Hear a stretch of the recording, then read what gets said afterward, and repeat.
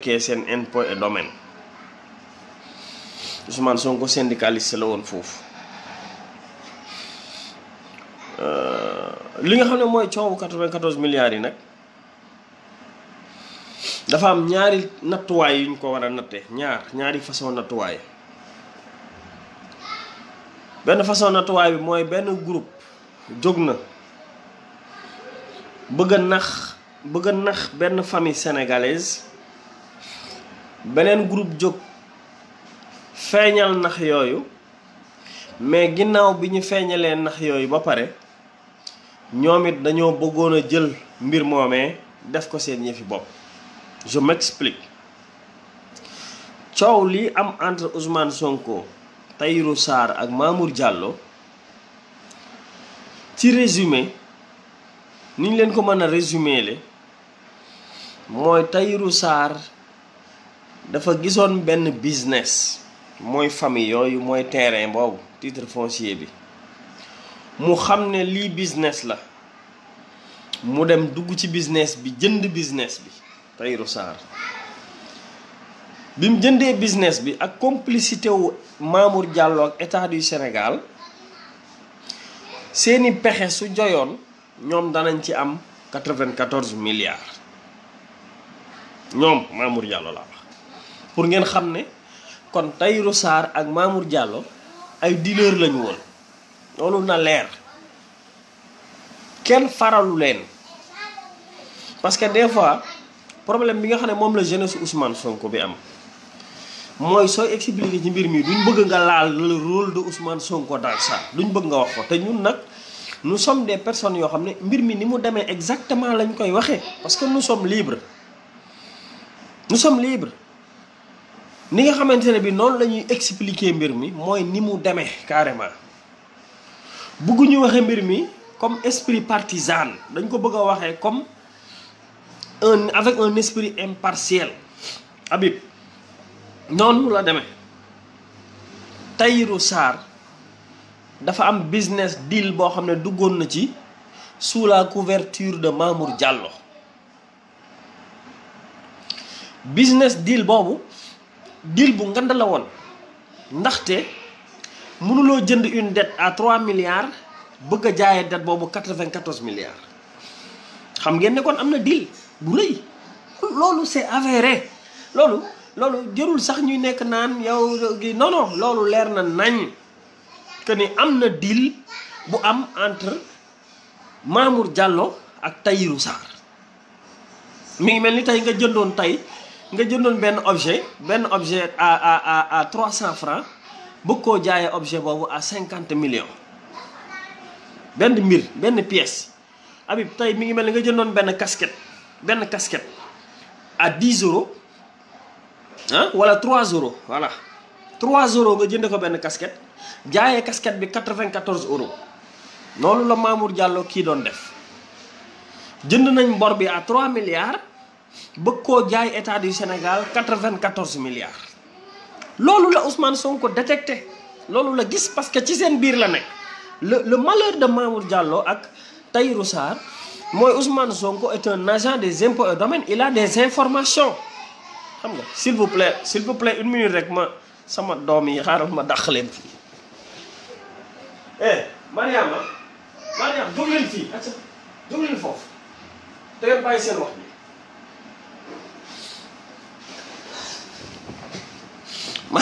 Habib maa ngi jégalu, xale yi nekkoon fii ci fenêtre bi di coow rek.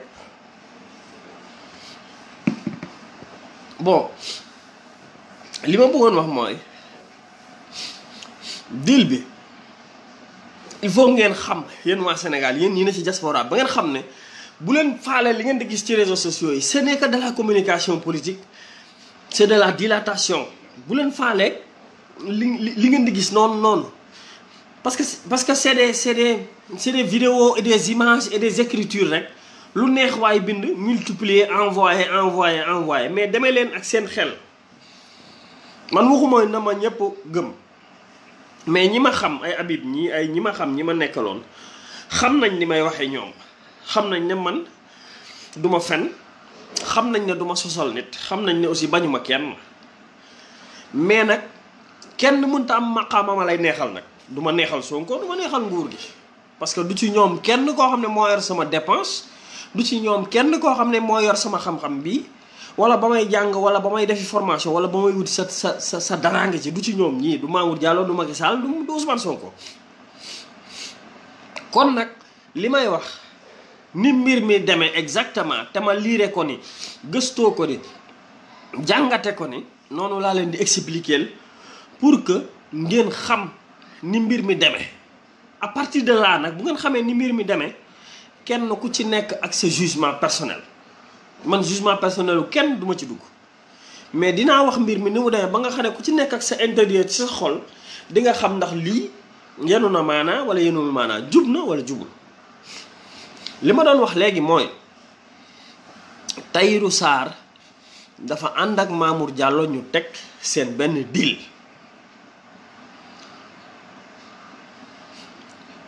seen deal bi ñu teg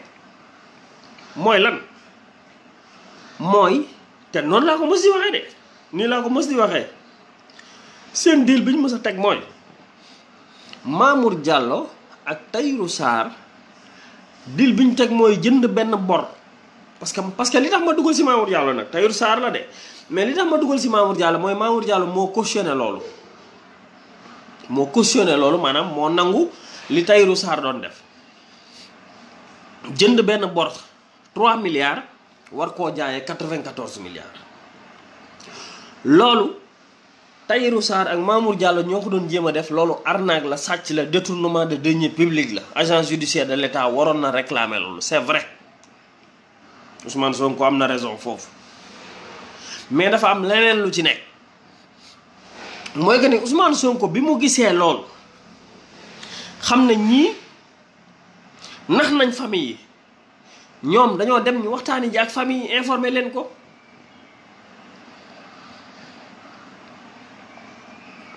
xam nga ñoom dañoo dem ñu informer famille yi ci 94 milliards yooyu ñu informer famille yi ne leen yéen kat ñii jënd boru 3 milliards bii si yéen ñoom après 94 milliards lañ siy am est-ce que yéen a ngi may dégg Habib loolu lañ wax dañ ne ñoom Ousmane Sonko dañoo wax famille bi ne ko ñoom Tahirou Sarr ñee parce que ñoom ñaar ñëpp a yoroon cabinet il faut ngeen xam ne ñoom ñaar ñëpp dañoo yoroon cabinet bu ngeen di dégg cabinet Sofico ak cabinet Atlas cabinet Sofico mooy cabinet wu Tahirou Sarr cabinet Atlas mooy cabinet Ousmane Sonko léegi cabinet Sofico bi mu defee loolu jënd bor bi war cee am 94 milliards sous la complicité de Mamour Diallo cabinet Atlas bu Ousmane Sonko gis loolu woo famille yi ne leen cabinet Sofico bee Tahirou Sarr jiite day bor bi ñu jënd si yéen 3 milliards ñoom dinañ ko jaay après dinañ si am 94 milliards. famille yi daal di bañ famille yi daal di rocceeku reculer ci coow la le est-ce que xam nga li ma la famille yi daal di reculer ñu dem tribunal kase ko ne daal di wax Sofico ak Tahirou Sarr yéen waru leen a dugg ci mbir mi. est-ce que comprendre ngeen ma maanaam ñoom Ousmane Sonko gis nañ deal bee yàq nañ deal bi te deal bi dem na tribunal léegi kase na ko. Abdou Cissé bëgg nañ la bu baax Ousseynou Faye ñu ngi leen di ziar Matar Gueye Abdoulaye Touré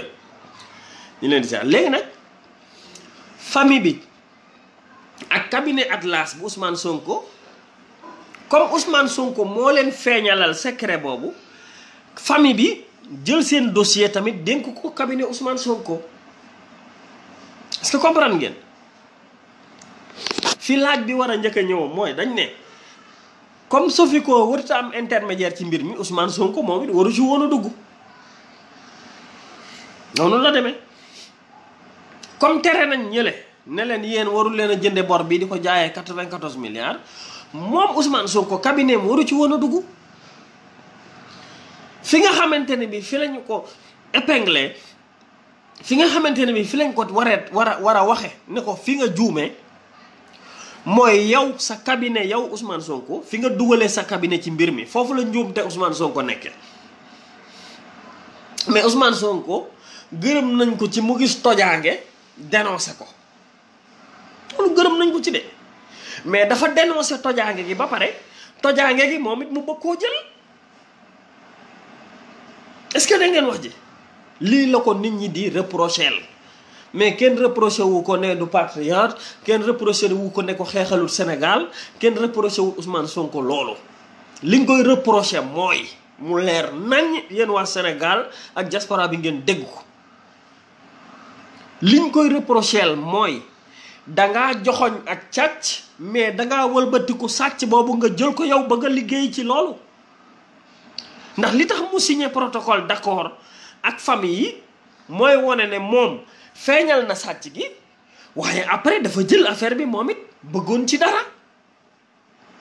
loolu la ñuy nëbbu ñoom. soo ko waxee nag ñu ne la way dangaa soxore Ousmane Sonko way moom mooy patriote bi moom moo porté plainte moo feeñal mbir mi. waaw moo feeñal mbir mi d'accord nañ moo feeñal sàcc yi d'accord nañ waaye sàcc yi kër googu ñu doon bëgg a dajji di ko sàcc ginnaaw Ousmane Sonko bi mu leen feeñalee ba pare moom tamit dafa dugg ca kër ga. nii la demee ku ma ci mere nag wax dëgg yàlla bu la neexee wax dëgg yàlla mais nii la demee il faut sénégalais yi ñu wax leen ne nii la demee. parce que bugguma rek ñu jël benn mbir raxas nit ne waaw moom comme moo ko feeñal rek mi de gis ngeen ba tàyyi yéen gis ngeen ba tàyyi ab sàcc dénoncé ak sàcc mais ndekete moom mooy sàcc bi gis ngeen ko ba tàyyi. waxuma ne nag nii la demee si cas bi mais daf ko xaw a nduru c'est-à-dire dénoncé nga ni nguur gi Mamour Diallo ak nguur gi ñi ngi bëgg a def deal boo xam ne ay milliards yu bari lañ ci war a gagné mais bi nga ko dénoncé ba mbir mi feeñ yow da ngaa wëlbatiku dem ànd ak famille bi ngeen signé protocole d'accord ci secret yow nga waroon a am 12% ci mbir mi loolu dëgg la 12% yi dëgg la dëgg la dëgg la kenn du ko weddi ñoom mënuñu ko weddi kenn mënu ko weddi. loolu la nit ñi di reprocher Ousmane Sonko en fait kenn merewu ko ci dara lay xew assemblée nationale u Macky Sall la loolu ñëpp xam nañ ko. député yi ay député yi Macky Sall la ñëpp xam nañ ko xam nañ ne duñ atte ci dara lu dul intérêt yi Macky Sall moo tax assemblée nationale du Sénégal jërul kenn di leen bàyyi xel. assemblée nationale du Sénégal jërul kenn di leen déglu ci la ñuy def ne. parce que plénière buñ mënti defit vote buñ mënti defit ñëpp xam nañ ne duñ voté contre Macky Sall moom loolu leer na. kon assemblée nationale bii yàgg nañ leen wax ne bañ amee majorité mécanique ca lañ gëj a voté lu am njariñ ak pour askan bi. assemblée nationale du Sénégal du voté lu am njariñ pour askan wi li muy voté lu am njariñ pour Macky Sall lay voté loolu mooy dëgg. assemblée nationale du Sénégal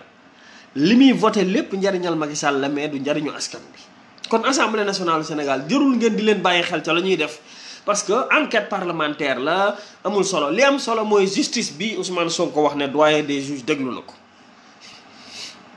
wax na ne doyen des juges convoqué na ko kon ça veut dire que ne mën nañoo am yaakaar léegi que ni dossier bi dina ubbeeku te bu ubbeekoo lu baree bari dina leer à travers la justice. comme ñëpp ñu ngi doon réclamer justice Ousmane Sonko def na plainte bi macha allah prospéré na ba doyen des juges woo na ko kon assemblée nationale la ñuy def amatul njariñ bi léegi fi mu nekkee mooy ci li justice bi di wax ndax assemblée nationale ay déclaration rek la ñuy génnee li Ousmane Sonko wax amul jiñ na kii benn xaalis génnul nangam sangam léegi loolu doonatul problème bi ñoom seen déclaration yooyu amul solo bu ngeen xoolee buñ paree seen plénière loolu lañ fay wax. gisuñu benn preuve gisuñu lii gisuñu laa ale nangam sangam di naa mais léegi comme doyen des juges woo na Ousmane Sonko kon kay léegi yaa xayti coow li jeex na alhamdulilah procédure moom dina am comme doyen des juges woo na Ousmane Sonko ouverture d'une information judiciaire dana am buñ ubbee information judiciaire bi danañu woo Mamour Diallo danañu woo Ousmane Sonko danañu woo famille danañu woo Tahirou Sarr danañu woo Ismaïla Ba danañu woo ministre du budget Birima Mangara danañu woo Amadou Ba l'ex-ministre des finances juge bi bu defee loolu yépp nag ci lay xool ndax mbir mi da koy yóbbu ci yoon wala da koy archiver nii la mbir mi demee wante problème bi il fallait que ñu leeral leen ñaari diggante yi qu'est-ce qui s'est passé li ci xew loolu la c'est des anciens cabinets yoo xamante ne bi ci wàllu fiscalité la ñuy liggéey ay expert fiscal mooy ñooñu nga xam ne grandes entreprises yeeg kër yeeg yooyu nga xam ne ki ñoom ñoo koy lijjanti seet li ci yoon wax ak am ci seen pourcentage ak seen intérêt yu demee noonu cabinet yooyu moom la ñu yore mais su fekkee da ngaa sol mbubbu député toor bu ndaw boobu laa ci gis man bi nga xam ne moom la ci Ousmane Sonko am boo solee mbubbu député doon député di liggéeyal askan wi ba pare yor sa entreprise privée boo xamante ne bii dafa am benn problème boo xam ne yow yaa ko sulli jéebaane ko ba pour problème ba feeñ bañ dàq ñële nga ne leen léegi indi leen sama entreprise man mu yor ko loolu la def te lii mooy réalité du ci sos du sosal ko du yokkal ko du dara nii la 94 milliards yi seeni mbir demee la koy leeral nag mooy justice bi moo ko war a leeral comme doyen des juges dugg na ci nag ñi ngi ñaan yàlla affaire bi mu leer benn waaye mi ngi may laaj naa ma waaye Maître El Hadji Diouf nanga sanga lu tax nga wax ne Maître El Hadji Diouf vie privée ñun concerné wuñu gars yi ma doon interpellé démb di ma wax naan ma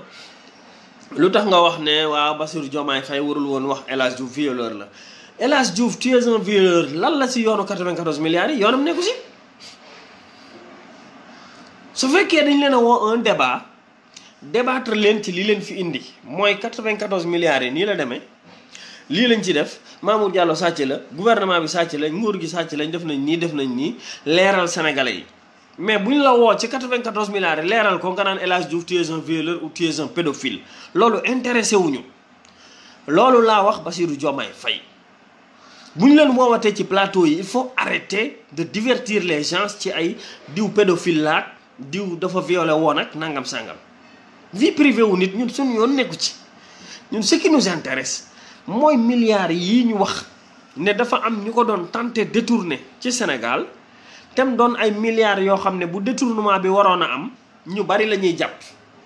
est-ce que xam ngeen ne 94 milliards yi buñ ko génnee bu dee génne nañ ko Macky Sall sax dañ ko war a jàppi xam ngeen loolu ndax bu fekkee 94 milliards yi génne nañ ko directeur des domaines signé na ci ministre du budget signé na ci ministre des finances signé na ci premier ministre signé na ci ba ci président de la république kon 94 milliards yi moom c'est un véritable scandale du siècle la ci yeneen scandale yi parce que tamit buñ ko def scandale boo xam ne scandalu Aliou Sall mi ngi fi 6000 milliards mi ngi fi scandale la scandalu 150 milliards poste mi ngi fi scandale la 150 milliards moo ëpp 94 milliards kon est-ce que 94 milliards problème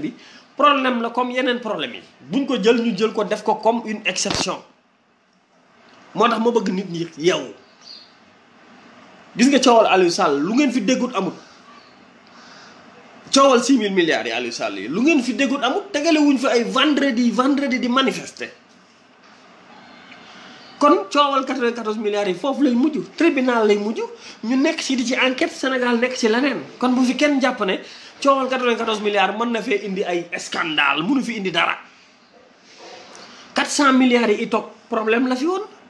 ba léegi lijjanti wuñ ko 400 milliards yi toog ak SAR yi ngeen doon dégg 150 milliards yi Siré Dia ca poste ba léegi leeru 29 milliards yi Mame Mbaye Niang Prodac kudd 12 milliards yi Big Togo 6000 milliards yi Aliou Sall mais milliards yi fi dekk yi scandale mais bari na ci nguuru Macky Sall scandale yi neen la ci ay milliards nguuru Macky Sall gi kon 94 milliards yi du exception seulement li ci dugg te bees ci te bokkul woon ci mooy dafa am ku bokk ci opposition bi koo xamante ne bii au lieu mu doon tey scandale boo xam ne benn nit rek la mais scandale bi dafa laalaale cabinet wu ki ko doon dénoncé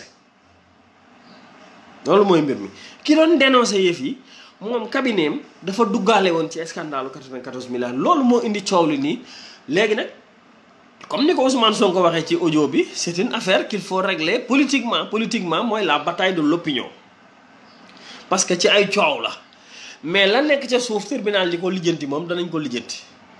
mais maintenant la bataille de l'opinion mooy li ngeen di gis ci internet bi ay Sonko mooy ngand moo wax na lii wax na lii wax na lee ñee jóg fee daal ne waaw wax na lee waaye doon na laaj 12% nangam ak nangam bu ko defee lëndëmal xelu nit ñi ba kenn ku ci nekk naan waaw 94 milliards lan la 94 milliards yi nu mu demee mais du scandale moo xamante ne bii moo gën a rëy scandale Aliou Sall am déet Mamour Diallo même bu defoon scandale 94 milliards gënta rëy scandale Aliou Sall 6000 milliards yi Mamour Diallo bu defee scandale 94 milliards gënta rëy scandale La Poste bu 150 milliards donc gënta rëy scandale Itok ak Sara 400 milliards yooyu ngay dégg kon scandale yi bari nañu loolu rek la loolu laa bëggoon pour nit ñi xamee ko noonu xam ne la xew assemblée nationale c'est de la diversion ay député lañ yoo xam ne dinañ génn def seen déclaration pour jéem a dénigrer benn nit et tout ça mais amul njariñ loolu on en a l'habitude kan moo fi jaarul ci loolu Khalifa Sall du fii la ñu teggi mbalaanum kiiraayam assemblée nationale u Sénégal Khalifa Sall fii la ñu teggi mbalaanum kiiraayam assemblée nationale u Sénégal Karim Wade 138 milliards lañ koy toppee kon scandalu 94 milliards gënta rëy scandalu Karim Wade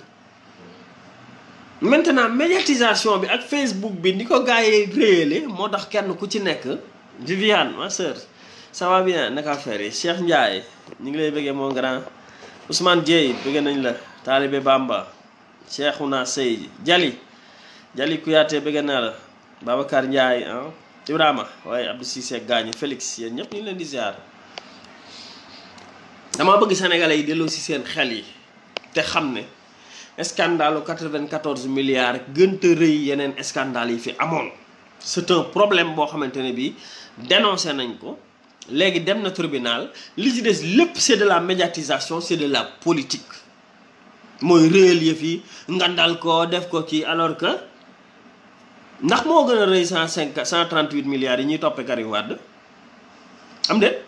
nañ leen waxante dëgg rek il faut ñu bàyyi démagogie bi ak rëy lu beeg voilà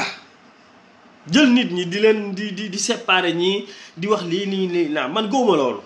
tax nag ñenn ñi dama mere yaakaar ne damaa bañ Ousmane Sonko bañuma ko merewuma ko dénoncé na benn tooxi doona bu 94 milliards mais yeneen tooxi doona mi ngi fi loolu laa bëgg a wax nit ñi il faut ñu xam ne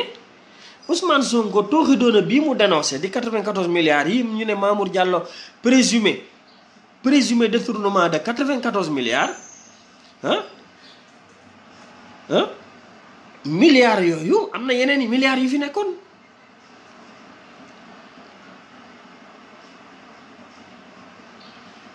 loolu mooy problème bi su fekkee nee nañ poste am na trou 150 milliards 150 milliards kay moo ëpp 94 milliards la poste gi dégg ngeen ko scandale de la poste 150 milliards scandalu Karim Wade 138 milliards scandalu Sarr Itok 400 milliards scandalu Aliou Sall 6000 milliards kon kay scandalu Mamour Diallo doomi scandale la du dara kon jarul nit ñi di rey seen bopp loolu laa bëgg nit ñi demee ci seen xel il faut pas qu'on vous tympanise il faut pas qu'on vous essaie de vous manipuler ci li nga xam ne moom ngeen di gis Facebook le folklore bi ngeen di gis le dispositif de communication bi nga xamante ne bi yéen a ngi koy gis nii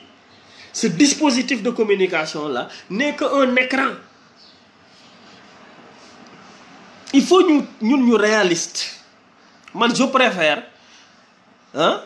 ñu li jëndi 400 milliards yi Itok que 94 milliards yi lépp lañ war a lijjanti rek mais su dee par hiérarchie rek la ñun lijjanti woon 6000 milliards yi Aliou Sall yi man moomu ëppal solo 94 milliards yi ndax 6000 milliards yi ëpp 6000 milliards ñaata yoon la 94 milliards ñun lijjanti woon 150 milliards yi poste ëppul njariñ 94 milliards ñu fexe ba Karim Wade delloo si ñu suñu 138 milliards ëppul njariñ 94 milliards donc voilà dañuy jël di vraiment di def coup médiatique. Ouais, il est vraiment su ma ci waxee dañ yaakaar damaa contre, mais ce n'est que des coups médiatiques, ce n'est qu'un dispositif vraiment de médiatisé extrêmement puissant. Voilà, te am des nit ñoo xam ne chaque jour il multiplie l'information 50 000 fois pour que nit ñi di koy gis rek, pour mu loolu fees ci bëtu nit ñi ñu jël seeni bët yéen ñëpp dëxëñ ko ci 94 milliards, alors que le Sénégal am na d'autres scandales yu gën a garaaw fopp 94 milliards yu ñu war a lijjanti. C'est ça la réalité, c'est ça la réalité. waxuma ko nag pour soxore kenn, waxuma ko pour contre kenn, yàlla mi ma tiim xam na ko, sama aqulaayu taala. waxuma ko pour contre kenn wala pour soxore kenn, mais li ma wax dafa leer nañ te kenn mënu ko dindi. milliards yi fi am ay scandale bari na, kon buñ ñu tympaniser di tardé wu naan 94 milliards Mamour Diallo alors que 150 milliards nga ci sa wet te lijjanti woo ko. naka ngay topp di lijjanti 90 milliards 94 milliards te am na keneen ku sàcc 150 milliards ci sa wet. xanaa kay 94 milliards yi dafa concerné yow mi nga xam ne yaa ci bëgg a def jeu politique, daf laa concerné yow. loolu la loolu mooy mbir mi. 94 milliards yi maanaam dispositif médiatique bi mu am nii, c'est parce que dafa concerné Ousmane Sonko moo tax mu am dispositif dispositif médiatique bi mu am nii.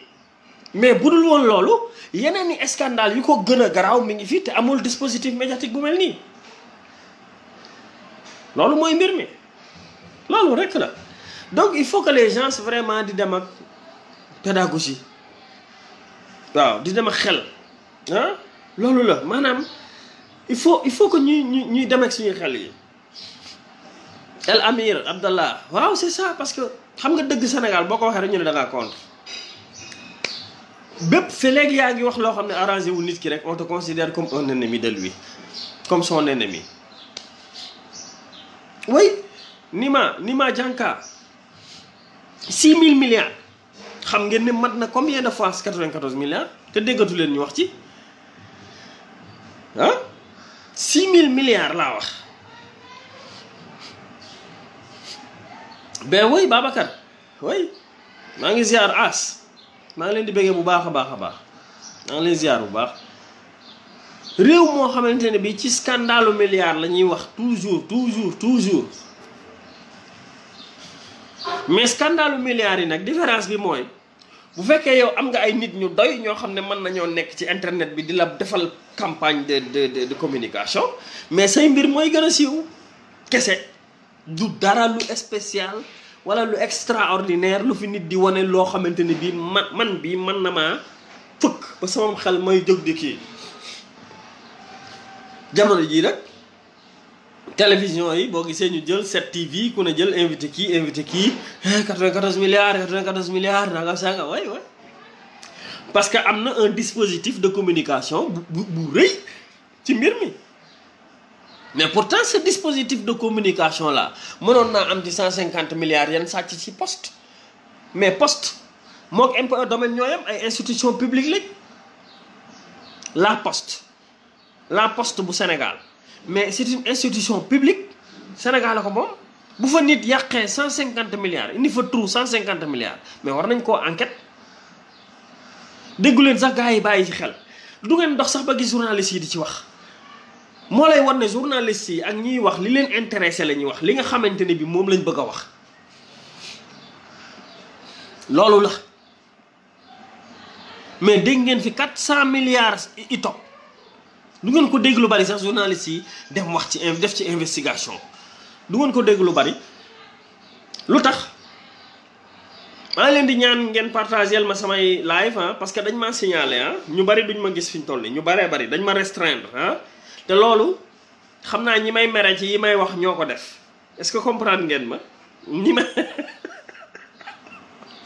dafa am ñu ma mere ñoo xam ne dañoo dem ci Facebook fenal ma fa ay fen ba Facebook restreindre sama visibilité instant bi il me faut ay jours pour enquête boobu jeex pour ñu mën ma delloowaat sama page carrément à 100%. mais maa ngi leen di ñaan bu ngeen jotee sama message bi lii tax mu siiw mooy ngeen partagel ma ko ndax man mënu ma ko partager de man mënu ma koo partager man mënu ma partager sama live bii na ngeen ma dégg mënu ma ko partager de dañ ma restreindre. te ñi ko def mooy ñi nga xam ne xañ na jàpp nañ ne dama leen a contre te contre ma leen je dis ce que je pense, je dis la vérité. mbir mu mënti xew nit ki analyser ko à froid bul ko analyser parce que waaye kii position bi ma nekkee la nag boo ànduma ci état ànduma ak Ousmane Sonko kon dinaa mën a wax man li ma xalaat loolu mooy mbir mi. Isaaxa ça va bien naka mbir yi bu doon ànd sax laay am Ousmane Sonko laay gën a àndal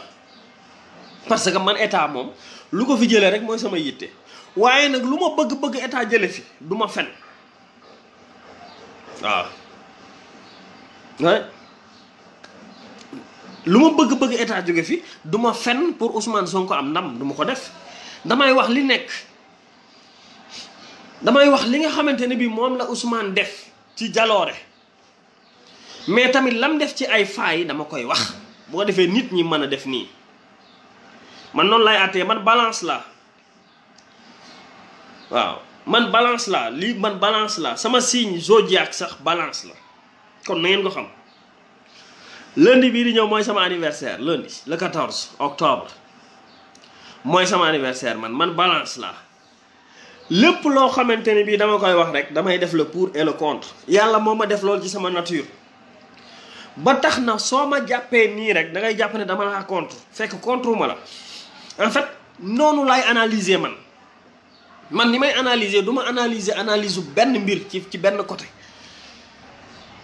bu ma waree leeral ay nit rek dama koy leeral ci ñaari côté yépp moo waral le problème des 94 milliards ma leeral leen ni mu demee ba pare wëlbati ko xamal leen ne nag dafa am un dispositif de communication bu am solo boo xam ne moom moo nekk di wax nii ci 94 milliards yi mais am na scandale yu ko gën a garaaw te ñi ngi fi ci réew mi mais nag dispositif 94 milliards yi dafa concerner Ousmane Sonko te Ousmane Sonko mi mu concerné am na dispositif de communication bu am doole boo xam ne mën naa tas mbir mi ñu di ci coow nii waaye gënta rëy problème mu poste gënta rëy problème mu itok gënta rëy problème mu Aliou Sall loolu la problème bi mooy kii nag dafa am ay nit des centaines et des centaines de personnes ci réew yépp ci diaspora bi capable nañ di multiplier ay images déclaration de Sonko kee dem na fee dem na journal fee dem nañ fee ñu envahir réseaux sociaux yi envahir presse bi ba tympaniser nit ñi ci problème mu 94 milliards def ko un problème national alors que le véritable problème national mooy 6 000 milliards yi ci Aliou Sall. C'est ça le véritable problème national c'est pas les 94 milliards. du 94 milliards yi bien que scandale la parmi les autres scandales du Sénégal loolu laa bëgg nit ñi analyser fa foofu laa bëgg nit ñi gisee scandale yi na nekk en priorité buñ jël scandale bu ndaw boo xam ne Sénégal bu ci doon fayeeku dara bu ci doon gañee dara tuuti la ciy gañe ñu bàyyee scandale boo xam ne Sénégal bu ci doon gañe mën na cee gañe des centaines de milliers de milliards. loolu la coowal 94 milliards bu amee su fekkee décaissé wuñu xaalis bi kon Ousmane Sonko lan la ciy gagné ci kàddu ci tur la ciy gagné maa ko dénoncé mais coowal Aliou Sall suñu fexee ba contrat boobu ñu signé ba mu war a gagné 6 000 milliards dañ mais lan lañ ciy gagné 6 000 milliards yi du dem ci Aliou Sall ci Sénégal lay dikk loolu la.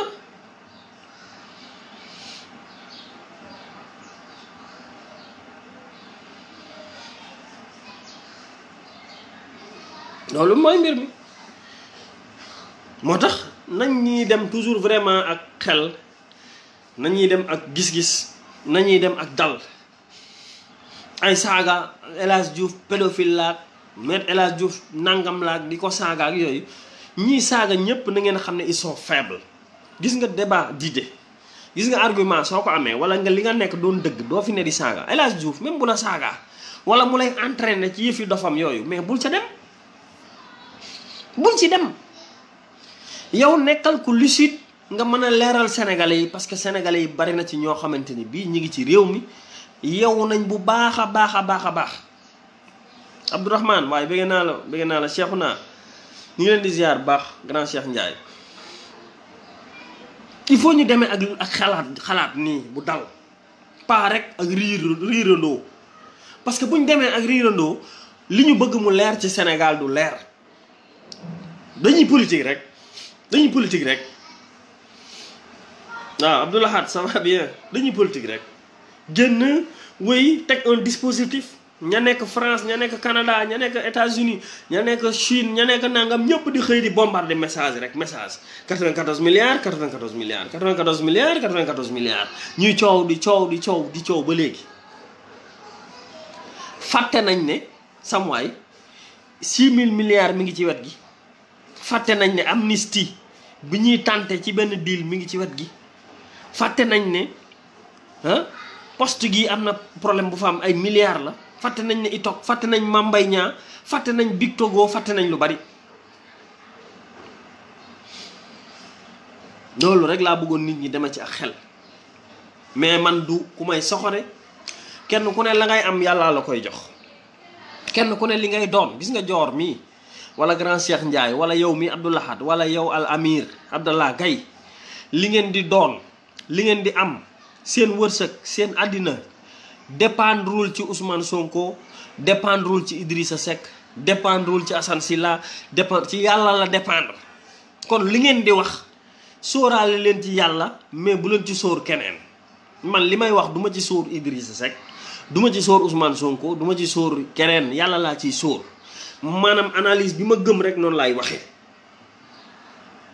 mais duma ci sóor kenn ku dul yàlla parce que li may dundal man ak lii tax man ma dund lii tax ma siiwu wala lii tax ma doon dara ci réew mi wala lii tax ma accéder fu mu mënti doon ci yàlla la nekk newut ci man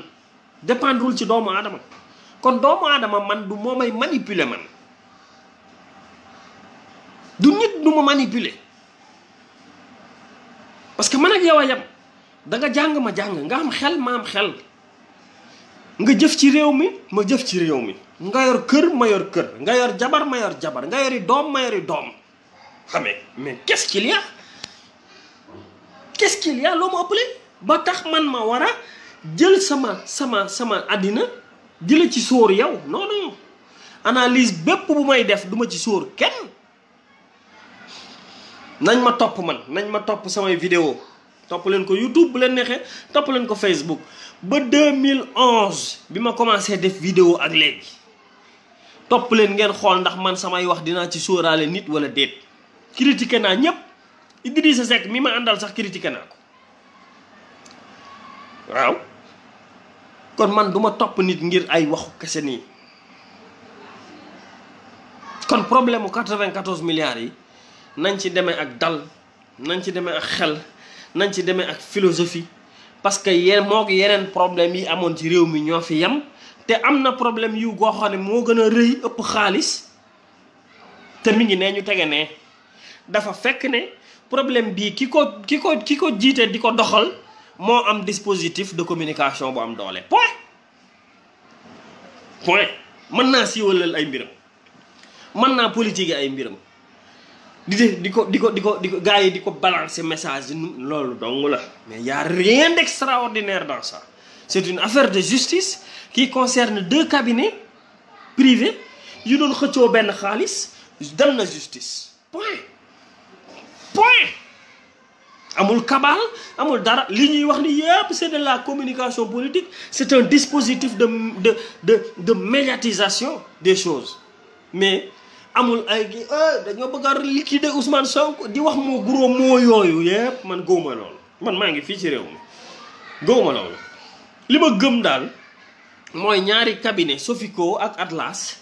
doon nañ xëccoo tarte 94 milliards Sofico njëkk na ca nangu tarte bi Atlas dem ca ka doon joxe tarte bi fexe ba ñu daggaat tarte bi jël ko indi ko te seen diggante léegi justice téye na tarte bi léegi est-ce que yéen a ngi dégg genre pour ñi nga xam ne ñoom ñoo nekk kaaw te tarte laa leen ko mën a wooye tarte yooyu ñuy def ci anniversaire yi tarte bi dafa tege nii ci digg bi waa Sofico bu Tahirou Sarr def seeni man-man ba jël tarte bi Atlas cabinet bi gis ne Sofico jël na tarte bi te lim jënde tarte bi dafa yomb Atlas dem jéebaane leen bi mu leen jéebaane justice nanguwaat tarte bi mais bi leen Atlas jéebaane ci tarte bi Atlas dafa wëlbatiku dem ca borom tarte ba ne ko jox ma ko man lii nag la gaa ñi di bañ ma wax ko su ma ko waxee rek ñu ne ma da ngaa soxor da ngaa bañ waa ji bañ ma ko nii la demee c'est ce problème là et c'est un problème entre deux cabinets privés dem na tribunal waa ji il a voulu politiser la chose te c'est vrai wax na ko ci audio bi am naa fu ma leen téye Ousmane Sonko moo wax loolu ci audio bi gaa ñi am naa fu ma leen téye te affaire bi du problème mu justice moo koy régler politique moo koy régler mooy lii yuuxu déstabiliser communiquer indi coow indi ay wax ju bari moom loolu la jàpp ne mooy régler problème bi parce que loolu moo ko wax ci audio bi dégg ngeen ma moom moo wax loolu ci audio bi lii du problème mu kii moo koy régler loolu rek la woon voilà lii rek laa amoon tey lu ma leen di wax di leen jégalu di leen jox rendez-vous incha allah ba après màggal ci kàttanu suñu borom mais il fallait que ñun tamit ñu apporter suñu touche d'éclaircissement ci mbir mi pour que nit ñi xam loolu rek la jërëjëf one love jaajëf